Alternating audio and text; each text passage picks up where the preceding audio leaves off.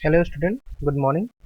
Metrology में हम लोग प्रीवियस लेक्चर्स में हमने थ्री वायर मेथड के बारे में पढ़ा था कि किस तरीके से थ्री वायर मेथड के थ्रू हम इफेक्टिव डाया का मेजरमेंट करते हैं।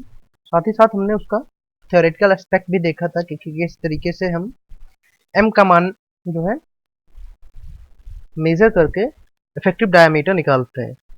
ठीक है, तो ये चीज़ें जो है इस तरीके से हमने जो इफेक्टिव डाया मेजरमेंट के तीन मेथड थे, one wire, single wire method, double wire method, two wire method या थ्री वायर मेथड, ये तीनों मेथड जो है हमने प्रीवियसली डिस्कस किए थे।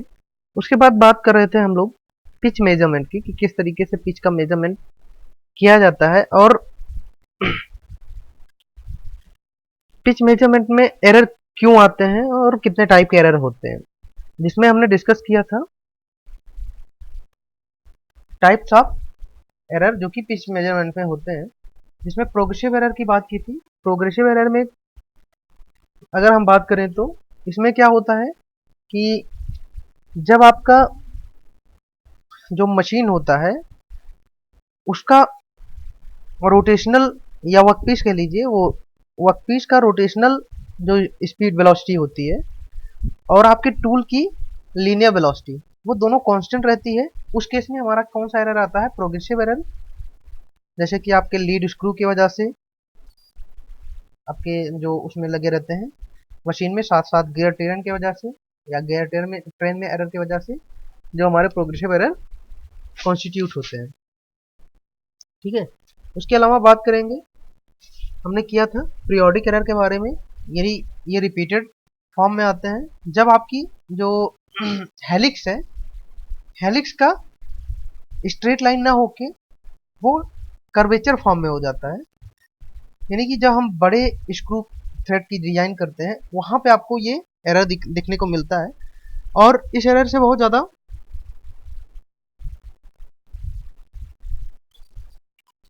ड्रंकन एरर की बात कर रहे हैं। ये हमारा ड्रंकन एरर है कि जब हेलिक्स हमारा स्ट्रेट लाइन ना होकर कर्वेचर हो जाता है तो एक तरीके से एक एरर क्रिएट होता है जिसको हम ड्रंकन एरर बोलते हैं, लाइक अ ड्रंक पर्सन। ठीक है, इसको क्या होता है कि अगर हम थ्रेड को पैरेलली मेजर करें तो ये आपको इनकरेक्ट रीडिंग देती है। यानी कि जो हेलिक्स होता है, थ्रेड होता है, वो सही हेलिक्स पे नहीं कटा होता है, क्योंकि हेलिक्स क्या होता है हमारा कर्वेचर फॉर्म में आ जाता है। ठीक है, उसके अलावा बात कर रहे हैं पीरियोडिक एरर की। तो पीरियोडिक एरर में क्या होता है, जैसे कि अगर आप क्यूमुलेटिव पिच एरर और नंबर ऑफ थ्रेड की बीच में ग्राफ ड्रा करते हैं तो यहाँ पे आपको साइनोसॉइडल फॉर्म में मिलता है, जबकि आपका प्रोग्रेसिव एरर में स्ट्रेट लाइन के फॉर्म में मिलता था। तो इसमें क्या होता है कि जो आपका वर्कपीस की वेलोसिटी होती है, रोटेशनल वेलोसिटी होती है, और आपके टूल की लीनियर वेलोसिटी, वो क्या कहती है, कांस्टेंट नहीं रहती है ना इस केस में। अब बात करें इसको कॉन्स्टिट्यूटिंग एलिमेंट की, तो जैसे कि आपका गियर ट्रेन हो गया, वहाँ पे कोई दिक्कत हो गई। साथ ही साथ जो आपका स्क्रू का जो लीड स्क्रू होता है उसका उसकी थ्रस्ट बियरिंग क्या होती है, अगर कट जाती है, वर्न आउट हो जाती है, ठीक है, उस केस में क्या होता है, ये एरियर जनरेट होता है मूवमेंट, एक्सियल मूवमेंट की वजह से लीड स्क्रू के। जब बेयरिंग कट जाएगी तो क्या होगा कि बेयरिंग के कटने की वजह से जो लीड स्क्रू है उसमें एक्सियल मूवमेंट आपको देखने को मिलेगी। इसके वजह से क्या होगा, एक एरर आएगा, पीरियोडिक एरर, क्योंकि जो लीनियर मूवमेंट होगी वो पीरियोडिकली रोटेशन के साथ होगी। उसके अलावा हम बात कर रहे थे मेजरमेंट ऑफ पिच एरर। ठीक है,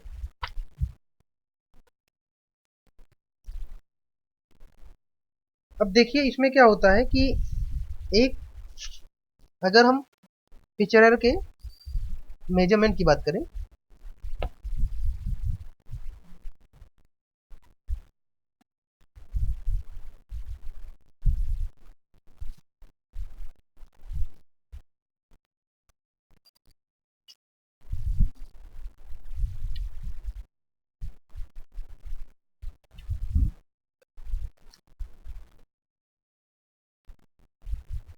तो यहाँ पे देखिए, जैसे कि आपका मान लीजिए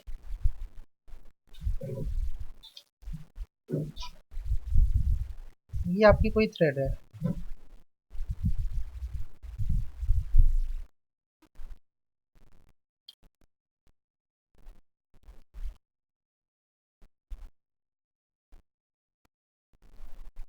ठीक है।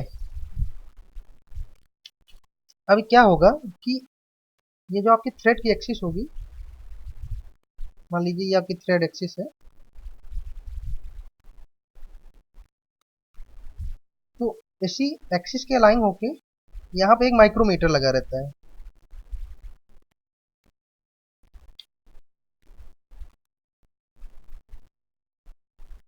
ये आपका माइक्रोमीटर हो गया।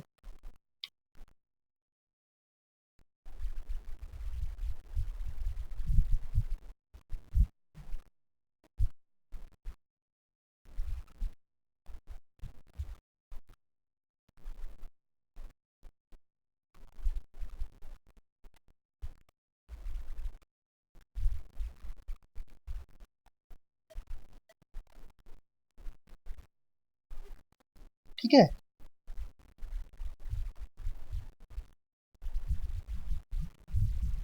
यहाँ पे आपका क्या होता है, टेल स्टॉक, जो कि इसको होल्ड करने के काम में आता है।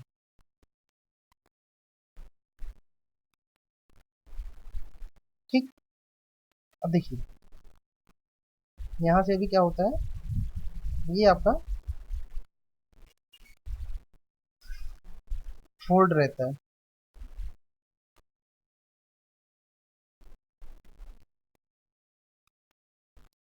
ठीक है।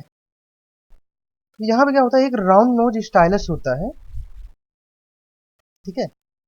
और वो क्या करता है यहाँ पे, ये मान लीजिए ये आपका राउंड नोज स्टाइलस है। तो ये स्टाइलस क्या करता है, आपके थ्रेड से क्या रहता है, इन कांटेक्ट रहता है। ठीक है। साथ ही यहाँ पे क्या होता है, एक यहाँ पे आपका फिड्यूशियल इंडिकेटर लगा होता है।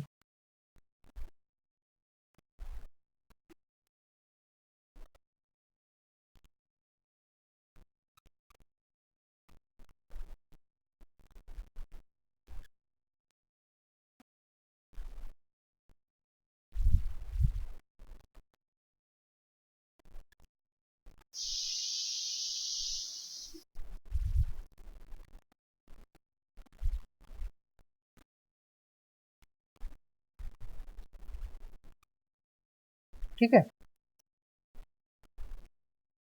यहाँ पे ये total indicating unit total complete जो है, यहाँ पे एक इंडिकेटिंग यूनिट लगी होती है जिसमें ये फिड्यूशियल इंडिकेटर होता है।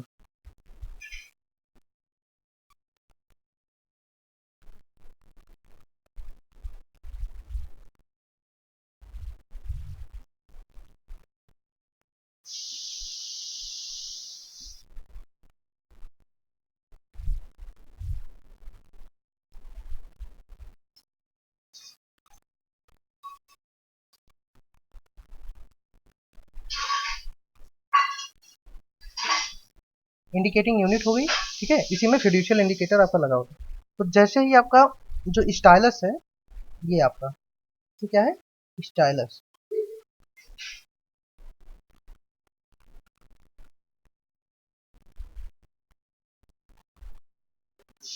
ठीक है। जैसे ही स्टाइलस क्या होता है, आपका थ्रेड के साथ कांटेक्ट करता है, मतलब कि कहाँ पे, अलोंग द पिच लाइन।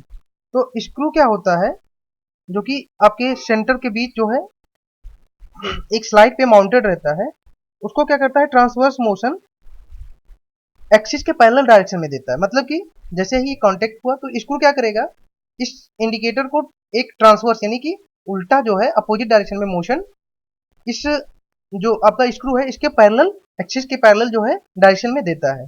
अब क्या करता है, इससे आपका स्टाइलस जो है ऊपर चढ़ जाता है थ्रेड के, है ना।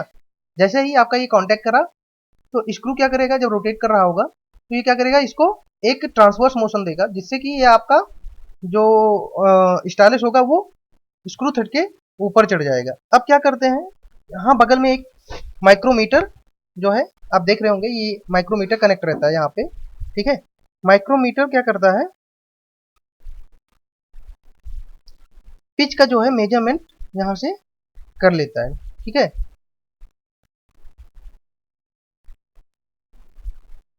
देखिए इसके अलावा अगर बात करें तो इस मशीन में कुछ जो है इम्प्रूवमेंट किए गए हैं जिससे कि हमारा एक्यूरेट मेजरमेंट हो सके।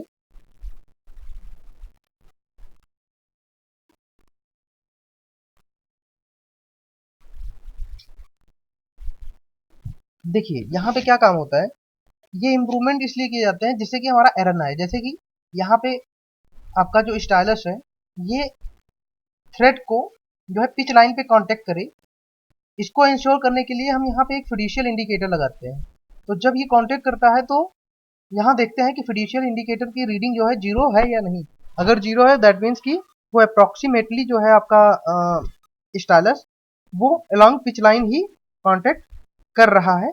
इससे हमें ये पता चल जाता है, यानी कि ये हम इंश्योर कर लेते हैं कि अगर आपके जो फिड्यूशियल इंडिकेटर है उसकी रीडिंग 0 है तो आपका जो स्टाइलस है वो अपने प्रिसाइज लोकेशन पे है। ठीक है, अब अगर बात करें तो देखिए जैसे ही हमारा ट्रांसवर्स मोशन हुआ ऊपर गया तो फिड्यूशियल इंडिकेटर में जैसे रीडिंग आपकी 0 आई उसी टाइम पे हम क्या करेंगे, माइक्रोमीटर की रीडिंग को रीड कर लेंगे। फिर इसी तरीके से हम नेक्स्ट जो है रीडिंग परफॉर्म करेंगे। जैसे ही ट्रांसवर्स मोशन हुआ और आपका स्टाइलस पीछे गया, दोबारा से हम फिड्यूशियल इंडिकेटर की रीडिंग देखेंगे और जैसे ही 0 आया वहां पे माइक्रोमीटर की रीडिंग ले लेंगे। अब ये जो माइक्रोमीटर की रीडिंग्स हैं ये आपका जो पिच में जो एरर है उसको शो करती हैं। अगर बात करें तो ये रीडिंग्स आपके पिच एरर को शो करेंगी और इससे आपको ये पता चल जाएगा कि आपका क्या जो है एरर पिच में कितना आ रहा है। अब ये जो एरर आएंगे यहाँ पे आप ग्राफ में उस एरर को जो रीडिंग्स आएंगे माइक्रोमीटर की उसको प्लॉट करेंगे और आपको पिच एरर का एक ग्राफ मिल जाएगा, चाहे वो प्रोग्रेसिव एरर हो चाहे फिर आपका कोई सा भी ड्रंकन हो या पीरियोडिक एरर हो। ठीक है, तो इस तरीके से हम जो पिच एरर है उसका मेजरमेंट करते हैं। अब आइए अगर बात करते हैं pitch types of pitch error की। ठीक है, तो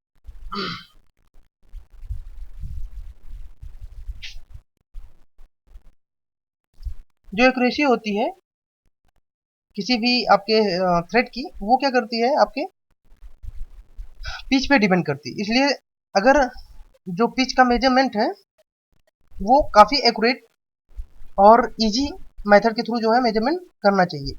अब इसी मेजरमेंट को अगर हम बात करें कि पिच के थ्रेड के मेजरमेंट के लिए हमें डिफरेंट मेथड मिलते हैं। जैसे कि आपका एक तो जीस पिच मेजरिंग मशीन है, दूसरा है माइक्रोस्कोपिक मेथड और तीसरा है मैट्रिक्स मशीन। तो आइए एक एक के बारे में हम इंडिविजुअली डिस्कस करते हैं कि ये किस तरीके से परफॉर्म करते हैं। सबसे पहले देखेंगे जीस पिच मशीन। अब अगर हम जीस पिच मशीन की बात करें तो यहाँ पे क्या होता है आपका, यहाँ पे एक जो है फिक्स्ड एनविल होती है और एक क्या होती है, मूवेबल एनविल होती है। ठीक है, यहाँ पे जो स्फेरिकल एनविल होती है या आपका फिक्स्ड एनविल, इसको क्या करते हैं गाइड देंगे, कहीं भी हम क्या कर सकते हैं फिट कर सकते हैं। इसके अलावा बात करें कि एक जो सर्कुलर स्फेरिकल मूवेबल एनविल होती है, वो क्या ये यहाँ पे आपकी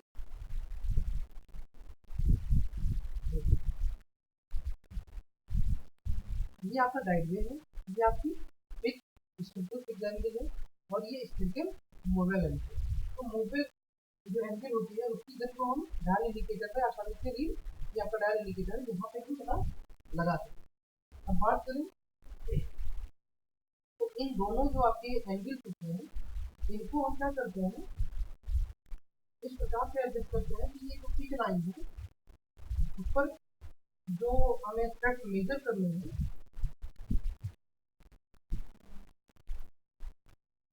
उनके कांटेक्ट में है। मतलब कि जो इनका एडजस्टमेंट है वो इस प्रकार से होगा कि जो थ्रेड जिनको मेजर करना है ये उनके कांटेक्ट में मेंटेन बनी रहे। उसके हिसाब से इनका एडजस्टमेंट करते हैं। इनको क्या करता है कि जो भी आपकी थ्रेड होती है, जो जिस पेज का थ्रेड आपको मेजरमेंट करना है, उसके एक्सिस के पैरेलल इनको अलाइन करते हैं। अब अलाइन कैसे करते हैं? अलाइन करने के लिए आप या तो जो है आपको फिट पेन है, इस पर एक पिन लगा कर सकते हैं, या एक फ्लैट सरफेस का सपोर्ट देके, ठीक है, डायरेक्ट के द्वारा जो है हम इनका अलाइनमेंट, जो भी हमारा थ्रेड होगी, जो पेज जिस पेज का हमें थ्रेड मेजर करना होता है, उसके एक्सिस के पैरेलल हम इनको अलाइन कर देते हैं। अगर बात करें इनके बीच की डिस्टेंस को, तो यहाँ पे इनके बीच की डिस्टेंस को आप स्पेशल माइक्रोमीटर के थ्रू, या कह लीजिए आप क्या नाम है, एक स्टैंडर्ड पेज प्लग गेज होता है, ठीक है, या फिर एडजस्टेबल यहाँ पे जो है स्लिप गेज लगे हुए हैं, इसकी हेल्प से जो है आप इनके बीच की दूरी को एडजस्ट कर सकते हैं। अब एडजस्ट करने के बाद अगर आपने कंप्लीट एडजस्टमेंट कर लिया है, अगर डायल इंडिकेटर पे रीडिंग जो है शून्य आती है, तो यानी कि जो आपकी पिच है उसकी करस्पॉन्डिंग डिस्टेंस जो है, जो पिच की करस्पॉन्डिंग डिस्टेंस है, इसमें स्टैंडर्ड वेरिएशन है, ठीक है, यानी कि मिनिमम जो स्टैंडर्ड वेरिएशन है वो आप 0.03003 के हिसाब से मेजर कर पाएंगे। इस तरीके से जब आप पूरी सेटिंग कर लेंगे, तो डायल इंडिकेटर अगर आपको 0 रेटिंग दे रहा है, तो यहाँ से आप क्या करेंगे, ये मेजर कर पाएंगे कि जो आपका पिच है उसमें कितना एरर आ रहा है, ठीक है। नेक्स्ट बात करें, नेक्स्ट मेथड है आपका माइक्रोस्कोपिक मेथड या माइक्रोस्कोपिक गेज।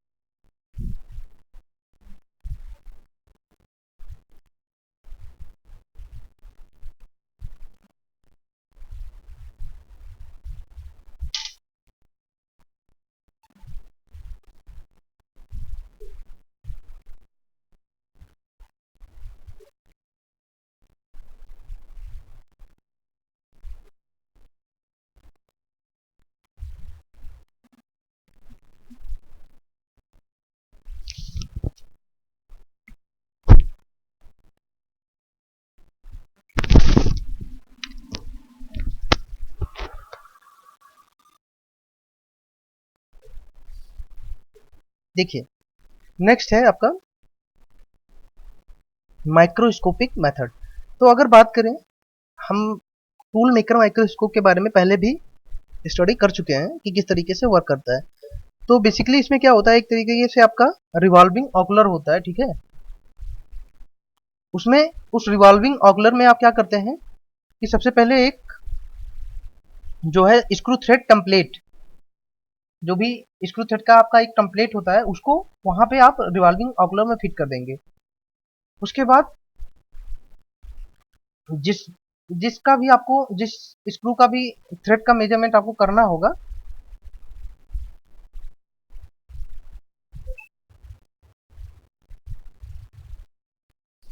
फिर जिसका भी हमें जिस थ्रेड का हमें पिच मेजर करना होता है, उसको क्या करते हैं, ऑब्जेक्टिव लेंस जो आपका टूल मेकर माइक्रोस्कोप का होता है, उसके नीचे जो है, उसके जो सेंटर होता है उसके बीचों बीच में हम प्लेस करते हैं। उसके बाद क्या करते हैं, फोकस करते हैं, और फोकस करने के बाद जो पेज की थ्रेड्स होती है उसकी इमेज प्रोजेक्ट करते हैं। अब क्या करते हैं कि जो ऑकुलर होता है उसको रोटेट करा के जो भी आपकी इमेज बन रही है उसको क्या करते हैं, मानक जो स्टैंडर्ड आपका टेम्पलेट होता है उसके साथ हम कोइंसाइड करते हैं। एक तो आपका टेम्पलेट पहले से ही जो है ऑकुलर में फिट रहता है, ठीक है, वो क्या होता है आपका स्टैंडर्ड होता है, ठीक है। अब जब भी आप थ्रेड को प्लेस करते हैं ऑब्जेक्टिव लेंस के नीचे, उसकी इमेज क्रिएट करते हैं और उसको क्या करते हैं,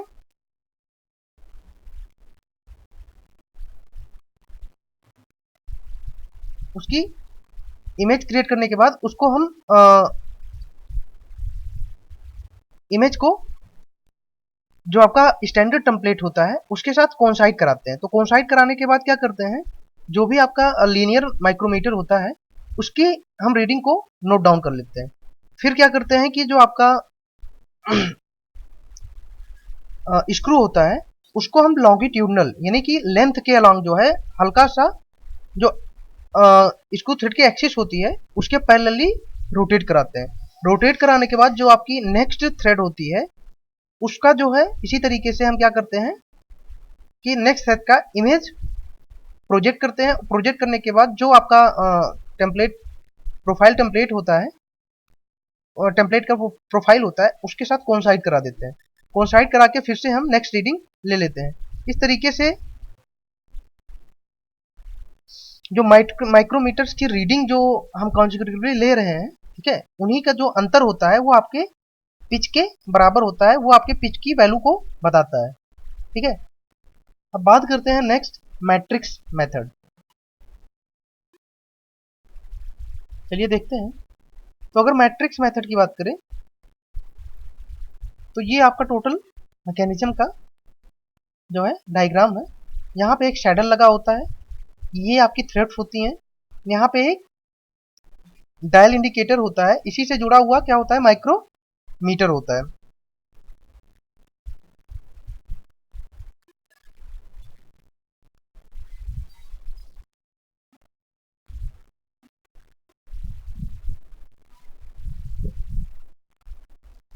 देखिए मैट्रिक्स मशीन की अगर बात करें तो इसमें क्या होता है कि जो आपकी थ्रेड होती है उसके पिच का एक्यूरेसी के साथ मेजरमेंट करने के लिए हम बेसिकली इस मशीन का इस्तेमाल करते हैं। इसमें क्या होता है, यहाँ पे आपको दिख रहा होगा एक हेड स्टॉक होता है, ठीक है, ये आपका हेड स्टॉक है और एक आपका टेल स्टॉक होता है। इनके सेंटर्स के बीच में हम जॉब को क्या करते हैं, होल्ड करते हैं, यानी कि जिस भी आपका पेज का हमें थ्रेड मेजरमेंट करना है उसको हम क्या करेंगे, थ्रेड के पिच का मेजरमेंट करना है उसको हम यहाँ पे होल्ड करेंगे। हेड स्टॉक और टेल स्टॉक के बीच में हम क्या करते हैं, इसको होल्ड कर देते हैं। अब यहाँ पे देख रहे होंगे आप हेड स्टॉक से कनेक्टेड एक माइक्रोमीटर होता है, ठीक है, माइक्रोमीटर हेड लगा होता है जो कि मशीन के, ये आप देख रहे होंगे मशीन के बेस पे रिजिडली फिक्स रहता है, मतलब कि किसी तरीके से भी इसमें मूवमेंट नहीं होती है। अब यही बेड पे ही क्या होता है, जैसे कि हमारा लेथ में एक स्लाइडर होता है, यहाँ पे भी एक स्लाइडिंग सैडल लगा होता है जिस पर आपका एक डायल इंडिकेटर कनेक्ट रहता है। अब डायल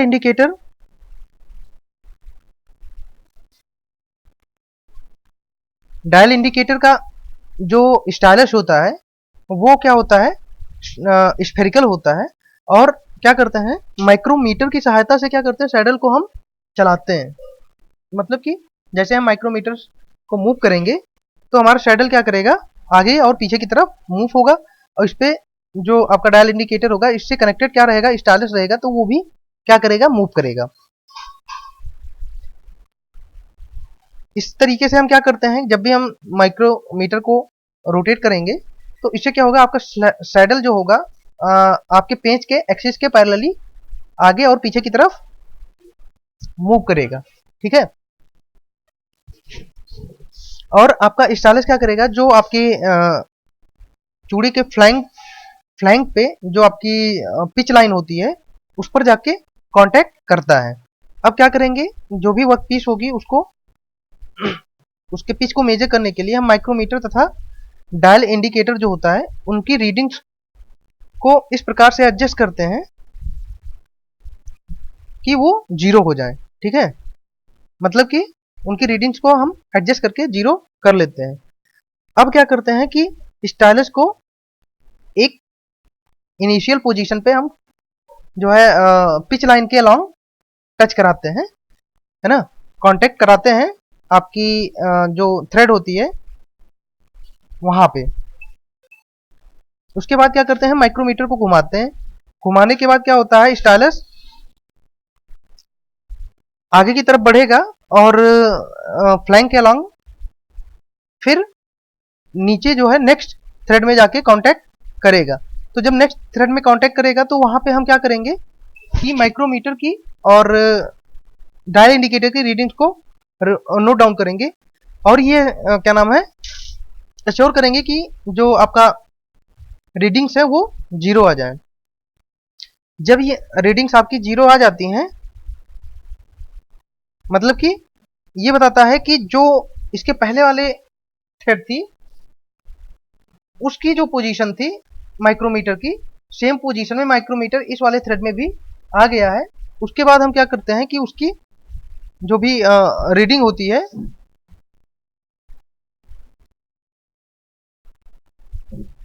उसको हम माइक्रोमीटर पे रीडिंग को नोट डाउन कर लेते हैं।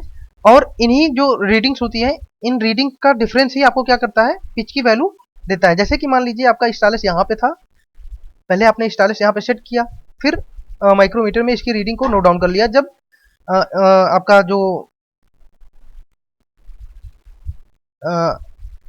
डायल इंडिकेटर लगा है उसने जीरो रीडिंग दी, तो आपने यहाँ पे रीडिंग्स को नोट डाउन कर लिया। फिर उसके बाद स्टाइलस अपने माइक्रोमीटर को मूव कराया, तो सैडल आगे बढ़ी, आगे बढ़ेगी तो क्या करेगी कि जो भी आपका स्टाइलस होगा उसको भी आगे की तरफ बढ़ाएगी। फिर नेक्स्ट जो है थ्रेड में आप पहुंचेंगे, और थ्रेड में जब पहुंचेंगे तो इस प्रकार से स्टाइलस को एडजस्ट करेंगे कि फिर से हमारा जो यहाँ पे डायल इंडिकेटर है उसकी रीडिंग जीरो आ जाए। तो जैसे ही ये इंडिकेटर की रीडिंग जीरो आएगी, फिर से आप माइक्रोमीटर की रीडिंग को नोट डाउन करेंगे। अब क्या करेंगे, जो दोनों रीडिंग्स होंगी उनका डिफरेंस ही आपका पिच कहलाएगा। तो इस तरीके से जो है आप मैट्रिक्स मशीन के थ्रू जो है पिच का मेजरमेंट कर पाएंगे।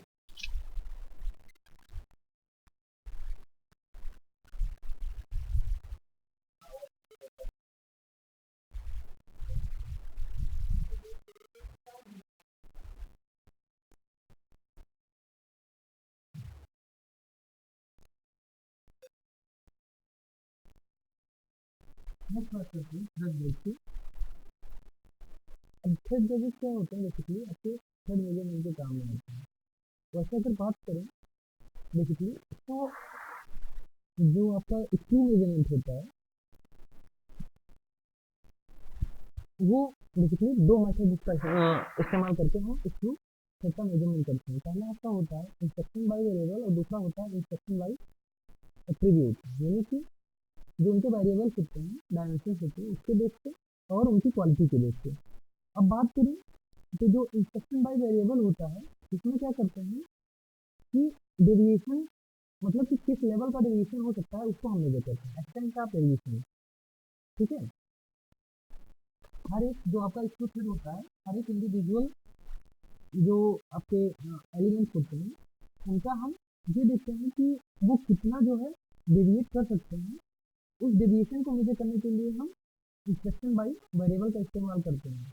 अगर बात करेंगे यहाँ पे इंस्पेक्शन बाय एट्रीब्यूट यानी कि क्वालिटी बेसिस, तो यहाँ पे आपको थ्रेड गेज या कह लीजिए आपका लिमिट गेज का इस्तेमाल करते हैं, जिससे कि हम ये एश्योर कर पाएँ कि जो हमारा स्क्रू थ्रेड है वो जो हमने प्रिस्क्राइब्ड लिमिट साइज का इस्तेमाल किया हुआ है, जो स्पेसिफिक लिमिट हमने डिसाइड की हुई है वो उस लिमिट के रेंज में है या आउट ऑफ रेंज है।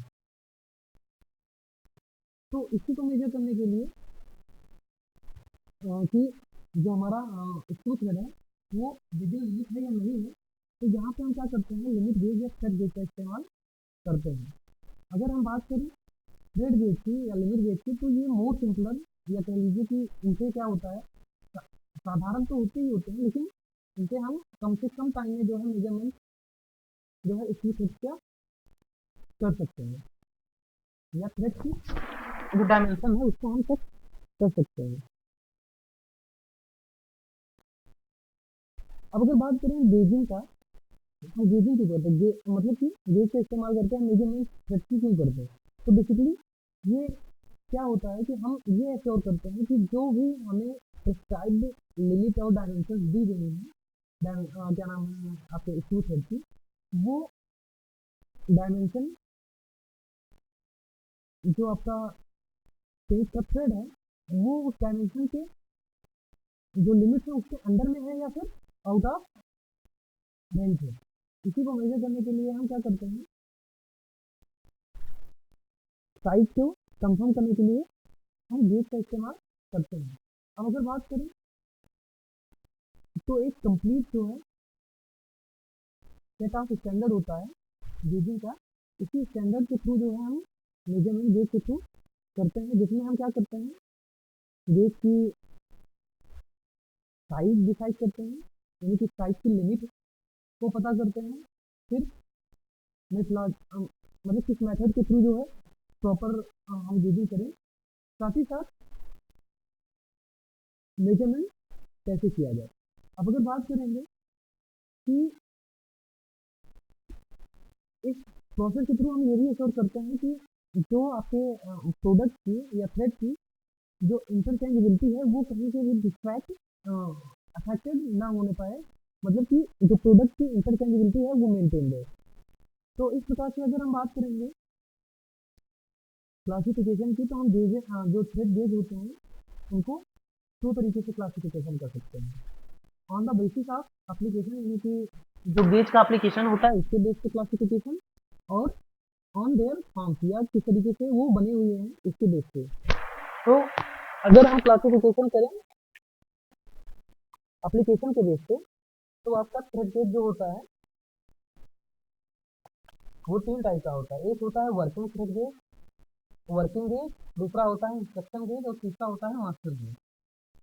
अब देखिए, अगर बात करें वर्किंग गेज की,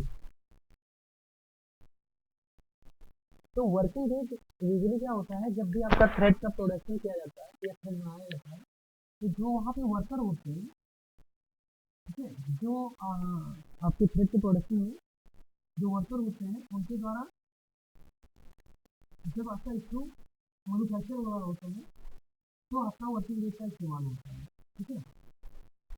वहीं अगर बात करें हम इंस्ट्रक्शन गेज की, तो ये जो आपका प्रोडक्ट मैन्युफैक्चर होने के बाद जब आपका इंस्ट्रक्शन लॉन्च किया जाता है, तो वहाँ पे यानी कि प्रोडक्शन प्रोसेस कंप्लीट होने के बाद आपका इंस्ट्रक्शन के दौरान जो है इंस्ट्रक्शन गेज का इस्तेमाल किया जाता है। इसके बाद अगर बात करें वर्किंग गेज और आपके इंस्ट्रक्शन गेज में डिफरेंस की, तो केवल डिफरेंस हमारा एक्यूरेसी का होता है। जो वर्किंग गेज होता है वो मोर एक्यूरेट होता है, सॉरी जो इंस्ट्रक्शन गेज होता है वो मोर एक्यूरेट होता है देन योर वर्किंग गेज। इसके अलावा अगर बात करेंगे जो एक्यूरेट होगा, तो ऑब्वियस सी बात है जो आपका इंस्ट्रक्शन गेज होगा वो क्लोजर टॉलरेंस देगा रेदर देन आपकी वर्किंग गेज से। इससे क्या होता है कि हमें हाईली एक्यूरेसी के साथ प्रोडक्ट का मैन्युफैक्चरिंग हम करके अप्लाई कर पाएंगे। इसके अलावा जो आपका मास्टर गेज होता है ये क्या होता है, न्यूमेरिकल फॉर्म में इन दोनों से बेटर होता है in the matter of accuracy, मतलब कि ये हाईली एक्यूरेट जो है डाटा को मेजर कर सकता है विद क्लोजर टॉलरेंस। तो इस तरीके से आपका जो मास्टर गेज होगा वो आपके वर्किंग गेज और इंस्ट्रक्शन गेज दोनों से ही ज़्यादा प्रिसाइज होगा मेजरमेंट में, और इससे क्या होता है कि हम प्रोडक्ट की एक्यूरेसी को इंश्योर करते हुए क्या नाम है एक हाई लेवल हाई क्वालिटी का प्रोडक्ट हम प्रोड्यूस कर पाएंगे। इसके अलावा जो आपका प्लग स्क्रू गेज होता है, इसको क्या करते हैं एक्सटर्नल थ्रेड को मेजर करने के लिए, मतलब कि थ्रेड के एक्सटर्नल डाया को मेजर करने के लिए, एक्सटर्नल थ्रेड मेजरमेंट के लिए हम प्लग स्क्रू गेज का इस्तेमाल करते हैं। वहीं अगर हम रिंग गेज की बात करें तो इनको इंटरनल थ्रेड फॉर्म को इंस्पेक्ट करने के लिए और इंटरनल थ्रेड के मेजरमेंट में हम रिंग गेज का इस्तेमाल करते हैं। नेक्स्ट बात करें प्लग गेज और रिंग गेज के बारे में, तो जो आपका प्लग गेज होता है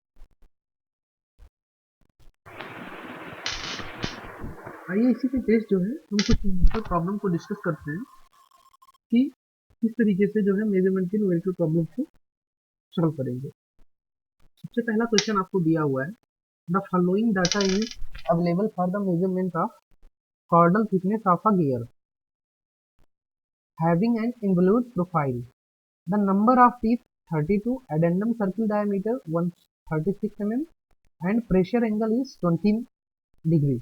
Determine the chordal height to which the gear tooth caliper should be set during measurement। ठीक है, चलिए अब देखिए सबसे पहले आपको क्या कह रहा है कि आपको कॉर्डल जो हाइट है उसको बताना है जिससे आपका कैलिपर सेट किया जाए मेजरमेंट के लिए। ठीक है, कॉर्डल हाइट आपको बतानी है। तो जैसे कि आपको पता है कि आपका पीसीडी जो होता है वो क्या होता है, m इंटू जेड, यानी कि module into number of teeth on the gear, है ना, यही होता है। अब मॉड्यूल आपका क्या होता है, मॉड्यूल होता है आपका एडेंडम बाई z+2। एडेंडम आपको दिया हुआ है, एडेंडम आपको कितना दिया, 136, तो 136 रखिए, जेड भी आपको दिया हुआ है 32, तो आपको 136 यहाँ पे 32 + 2 करेंगे तो 34, डिवाइड करेंगे तो मॉड्यूल की वैल्यू आपको 4 मिल जाएगी। अब जब आपको मॉड्यूल की वैल्यू 4 मिल गई तो पीसीडी क्या होता है, एम जेड, है ना, जेड क्या है यहाँ पे आपका नंबर ऑफ टीथ है, एम मॉड्यूल है, एम आपका 4 आ गया, जेड आपका 32 है ही है, तो यहाँ से आपको पिच सर्किल डायमीटर कितना मिल जाएगा, 128 mm। ठीक है, अब अगर कॉर्डल थिकनेस की बात करें तो थ्योरेटिकल वैल्यू इसकी क्या होती है, ये होता है G equal to D sine 90 degree by Z, है ना, जेड आपको दिया हुआ है नंबर ऑफ टीथ, डी भी आपने निकाल लिया, पीसीबी पिच सर्किल डायमीटर, तो वैल्यू रखी 128 फाइन 90/32, ये जो आपको मिल जाएगा 6.28 mm। साइन 90/32 की वैल्यू आप डायरेक्ट कैलकुलेटर से निकालेंगे। उसके बाद कॉर्डल हाइट आपकी ये होती है मॉड्यूल प्लस जीसी, यानी कि आपकी कॉर्डल थिकनेस का स्क्वायर बाई 4d, है ना, 4 पिच सर्किल डायमीटर। मॉड्यूल आपको 4 दिया हुआ है, जी की वैल्यू आपने 6.28 निकाली हुई है, उसका स्क्वायर करेंगे, और 4 डी की वैल्यू आपको 128 दी हुई है, तो इसको सॉल्व करेंगे तो आपको 4.077 mm मिल जाएगी, यानी कि कॉर्डल हाइट आपको इतनी मिल जाएगी। तो यानी कि आपको जो कैलिपर है वो 4.07 mm पे 077 mm पे प्लेस करना होगा, तो आप जो है गियर टूथ मेजरमेंट कर पाएंगे। नेक्स्ट क्वेश्चन की बात करें तो दिया हुआ है कि it is required to measure the effective diameter of a screw using 2 wire method. ठीक है, 2 वायर मेथड के बारे में हमने पढ़ा हुआ है, तो 2 वायर मेथड का इस्तेमाल करके हमें इफेक्टिव डायमीटर मेजरमेंट करना है। कह रहा है the distance across 10 thread measured using a scale is 12.5 mm, यानी कि 10 जो थ्रेड है उनके बीच की डिस्टेंस आपको 12.5 mm दे रही है। कह रहा है determine the size of best wire for metric thread. अब देखिए मीट्रिक थ्रेड के लिए आपको बेस्ट वायर, तो बेस्ट वायर का साइज का हमने आपको ऑलरेडी बता रखा है। अब देखिए 10 थ्रेड के बीच में आपको डिस्टेंस 12.5 मिली, आपको दो कॉन्जिक्यूटिव थ्रेड के बीच निकालना है, तो 12.5 को अगर आप 10 से डिवाइड कर देंगे तो आपको पिच मिल जाएगा। दो कॉन्जिक्यूटिव के बीच की डिस्टेंस ही तो पिच होती है, तो पिच बराबर क्या हो जाएगा 12.5/10, यानी कि 1.25 mm। ठीक है, अब diameter of best size wire की अगर बात करें तो D इक्वल टू क्या होता है P/2 सेक X/2। ठीक है, अब मीट्रिक थ्रेड के लिए एंगल आपका कितना होता है 60 डिग्री, ये आपको पता होना चाहिए। अलग अलग थ्रेड के लिए अलग अलग जो है आपका थ्रेड एंगल होता है, तो मीट्रिक थ्रेड के लिए आपका कितना होता है 60, स्क्वायर थ्रेड के लिए आपका 90 होता है, तो जो सा भी थ्रेड बोलेगा उसके अकॉर्डिंग आपको रखना पड़ेगा। तो अब क्या करें, आप वैल्यू को रख दीजिए, तो बेस्ट साइज वायर का डायमेंशन यहाँ से कितना हो जाएगा, पी की वैल्यू 1.25 रखिए बाई 2 चेक 60/2, इसको सॉल्व करेंगे तो आपको 0.7 mm 722 mm का आपको 0.722 mm डायमीटर का आपको जो है वायर लेना होगा थ्रेड मेजरमेंट के लिए, इफेक्टिव डायमीटर मेजरमेंट के लिए। फिर आइए एक और क्वेश्चन देखते हैं इसी पे बेस। आपको दिया हुआ है मीट्रिक थ्रेड मीट्रिक स्क्रू। जैसे ही मीट्रिक की बात किया, आप सबसे पहले आप दिमाग में यही आना चाहिए कि जो एंगल होगा मीट्रिक के लिए हमारा 60 डिग्री होता है। ठीक है, तो अब metric screw thread is being inspected using 2 wire method, यहाँ भी 2 वायर का ही इस्तेमाल किया गया है in order to measure its effective diameter data is generated. ठीक है, 2 वायर मेथड का इस्तेमाल करके इफेक्टिव डायमीटर मेजर करने के लिए जो है 2 वायर मेथड का इस्तेमाल किया गया है मीट्रिक थ्रेड के। अब यहाँ पे आपको डाटा जो है वो इस प्रकार कुछ है, पिच जो मेजर हुआ वो 1.25 mm है, डायमीटर बेस्ट साइज वायर का ये है 0.722 mm, और डिस्टेंस ओवर वायर यानी कि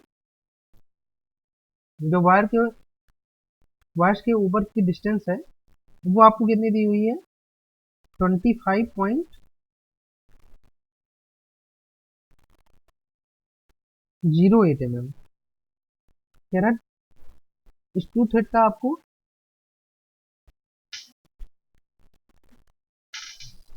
इफेक्टिव डायमीटर निकालना है। अब अगर बात करें तो हमने देखा है कि इफेक्टिव डायमीटर क्या होता है T+P होता है, अब टी आपका क्या है, टी आपका डायमेंशन जो है वायर के अंदर की डायमेंशन है, यानी कि वायर्स के नीचे की डायमेंशन, और पी आपका क्या है, करेक्शन फैक्टर। तो टी अगर हम निकालेंगे तो मॉड्यूल में से अगर हम 2D घटा दें यानी कि ट्वाइस डायमेंशन, तो हमें जो है टी मिल जाएगा, है ना।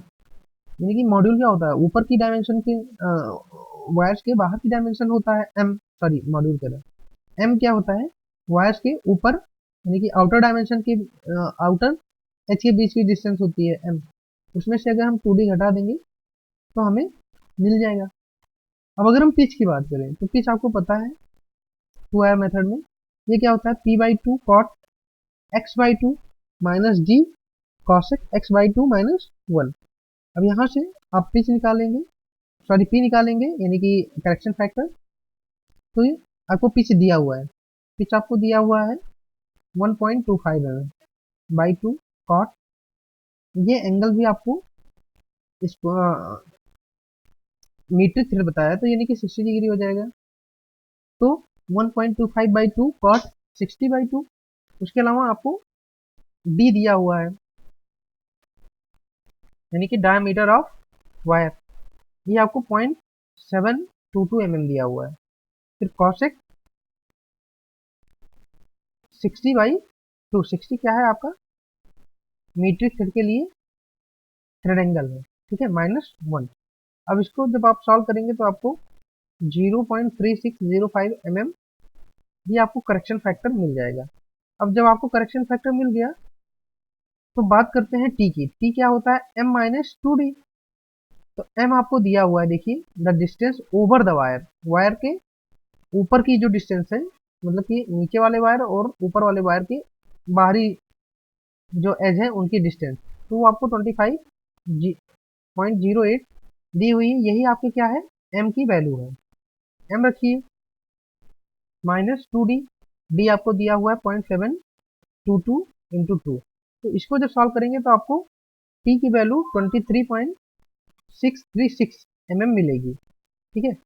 अब आपको t की भी वैल्यू मिल गई और आपको करेक्शन फैक्टर की भी वैल्यू मिल गई, दोनों वैल्यू को यहाँ पे आप उठा के पुट कर देंगे तो 23.636 प्लस 3605, इनको अगर सॉल्व करेंगे तो आपका आ जाएगा 23.9965, ये आपका क्या हो जाएगा, इफेक्टिव डायमीटर हो जाएगा थ्रेड का, ठीक है।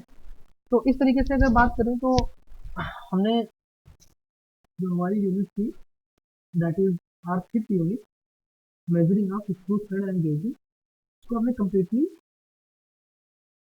कवर कर लिया है। अब हमारी एक और यूनिट जो अभी बच रही है जो कि हमें कवर करना है, पढ़ना है, वो है हमारा इंस्ट्रूमेंटेशन, ठीक है। तो अराउंड जो है आपका 12 से 14 लेक्चर में ये यूनिट भी आपकी आसानी से कवर हो जाएगी। और आप लोग को अगर कोई भी डाउट होता है जो प्रीवियस लेक्चर में यानी कि मेजरमेंट ऑफ स्क्रू थ्रेड, अगर किसी प्रकार का भी आपको क्वेरी है, कोई भी डाउट है, तो वो आप जो है डायरेक्ट कॉल करके या अपने ग्रुप में क्वेरी को क्लियर कर सकते हैं। तो अभी के लिए हम लेक्चर को यहीं पे क्लोज करते हैं और साइन अप करते हैं, मिलते हैं नेक्स्ट लेक्चर में with new unit that is instrumentation. Okay चलिए, थैंक यू सो मच।